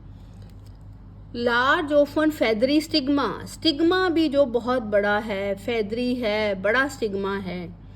और जो फ्लावर्स हैं बेटा, ना उनका रंग है, ना उनमें स्मेल है, ना उनमें नेक्टर है। सारी ऑप्शंस देखो, no colour of flower, there is no odour in the flowers and there is no nectar in the flowers. The flowers are large open feathery stigmas होते हैं, और एक्सर्टेड स्टिग्मास एंड एंथर्स होते हैं। Pollens are light and they are non sticky.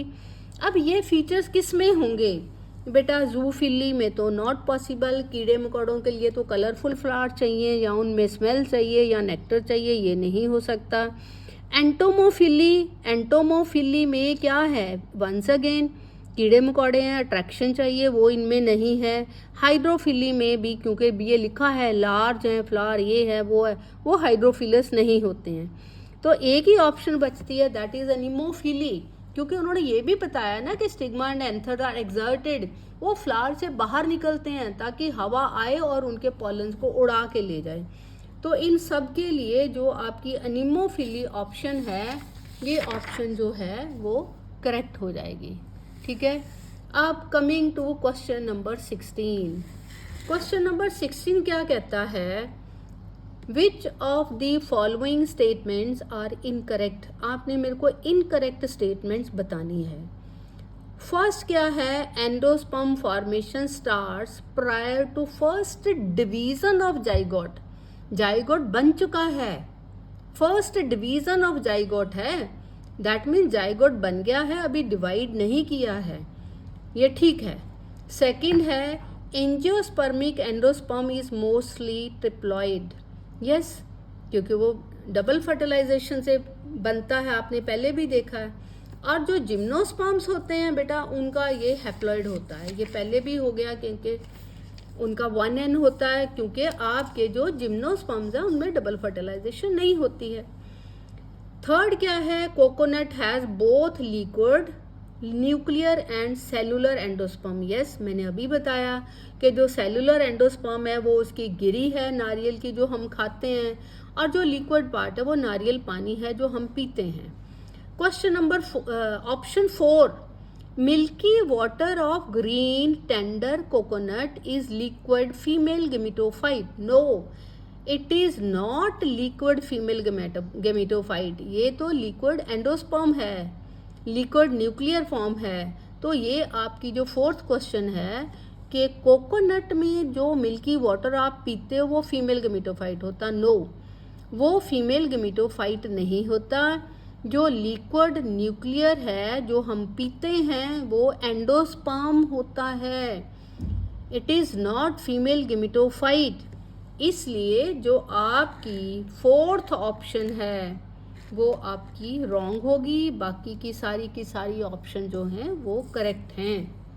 ठीक है, now coming to the next, now just have a look at this diagram, it is very simple. अब इसमें क्या है, the fruit is developed by fertilisation, correct है, fruit is developed by fertilisation, yes. आगे क्या है, only ovary is involve in fruit formation, fertilisation हुई लेकिन उस फर्टिलाइजेशन में सिर्फ ओवरी यूज हुई, यस। तो क्या है, अगर ओवरी के बिना कुछ और पार्ट भी यूज हुआ, नो मीन्स ओवरी अकेली नहीं, जहाँ ओवरी नहीं यूज हुई, नो। तो क्या, और एक जो है कि बिना फर्टिलाइजेशन से बना है। अब सबसे पहले ये तीनों ऑप्शन मैंने मार्क करी हैं, P, Q, R। अब सबसे पहले क्या, the fruit is developed by fertilisation, option क्या, नो। आपने मेरे को बताना है बिना फर्टिलाइजेशन के कौन सा फ्रूट बनता है। फिर उसके बाद बेटा नेक्स्ट आ जाओ, मैंने कहा कि फर्टिलाइजेशन हुई लेकिन उस फर्टिलाइजेशन में अगर तो ओवरी इन्वॉल्व हुई है, R, तो कौन सा फ्रूट है, और अगर ओवरी के बिना कोई और पार्ट इन्वॉल्व है तो कौन सा फ्रूट है। अब इसमें देखो बिना फर्टिलाइजेशन के बन गया बनाना, स्ट्रॉबेरी, कैस्टर और मलबरी ऐसे नहीं बनते हैं। फिर मैंने बताया कि ओवरी जो है वो इन्वॉल्व नहीं होती, अगर ओवरी नहीं इन्वॉल्व होती कोई और पार्ट इन्वॉल्व होता तो ऑब्वियस है फ्रूट कौन सा हो गया, फॉल्स हो गया, ये वाला जो फ्रूट होगा ये फॉल्स बन जाएगा। तो फॉल्स फ्रूट कौन सा है, एप्पल, एप्पल की ऑप्शन हमारे पास है।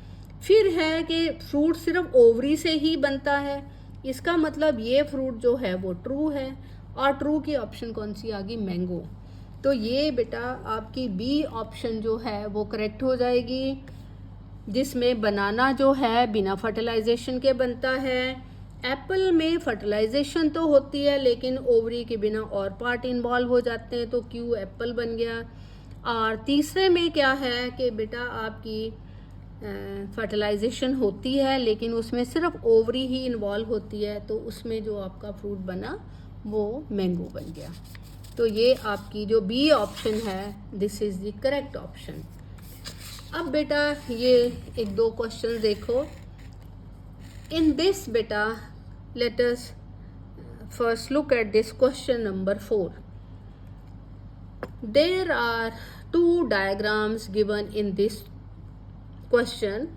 डायग्राम जो हैं बेटा ये 2 प्लांट्स के हैं, plant A and plant B, and you are to identify the type of pollination indicated. 3 type की पॉलिनेशंस इंडिकेट की गई हैं। आपने मेरे को बताना है कि जो P1 है ये कैसी पॉलिनेशन है, P2 कैसी है और P3 कैसी है। Now first of all have a look at P1। और ये देखो मैंने क्या बनाया है कि एक ही फ्लावर गोला बनाया, एक ही फ्लावर के पलन उसी की स्टिग्मा पे गिर रहे हैं। तो P1 तो क्लियर हो गया कि ये ऑटोगेमी है। अब B2 पे आओ बेटा, प्लांट सेम है लेकिन फ्लावर अलग हैं। ये वाले फ्लावर के पॉलन इस फ्लावर के स्टिग्मा पे गिर रहे हैं, तो ये आपकी जीटोनोगेमी हो गई। अब बेटा एक प्लांट के पॉलन दूसरे प्लांट की स्टिग्मा पे गिर रहे हैं, तो ये आपकी जीनोगेमी हो गई। तो ये जो दोनों डायग्राम्स हैं इनमें जो P1 है वो ऑटोगेमी शो करता है, जो P2 है वो जीटोनोगेमी शो करता है, और जो P3 है वो जीनोगेमी जो है उसको शो करता है। अब नेक्स्ट जो है बेटा, नेक्स्ट क्वेश्चन नंबर 12, ये भी डायग्राम वाला है। And in this diagram I have made dioecious aquatic, ये वाटर लेवल, दैट मीन्स ये पानी में प्लांट है। डायोशियस क्योंकि इसमें मेल और फीमेल फ्लावर बने हैं। ये मैंने स्टेमिनेट यानी कि मेल फ्लावर बनाया है, और ये मैंने पिस्टिलेट यानी कि फीमेल फ्लावर बनाया है। और identify the characteristics of the male flower that reach the female flower for pollination. आपने मेरे को मेल फ्लावर के बारे में उसके फीचर, मेल फ्लावर पॉलन बनाएगा, पॉलन ग्रेन्स बेटा फीमेल फ्लावर तक पहुंचेंगे, तो मेल में कैसे पॉलन या कैसे मेल गैमेट बनेंगे उसके बारे में बताना है। First of all have a look at the structure.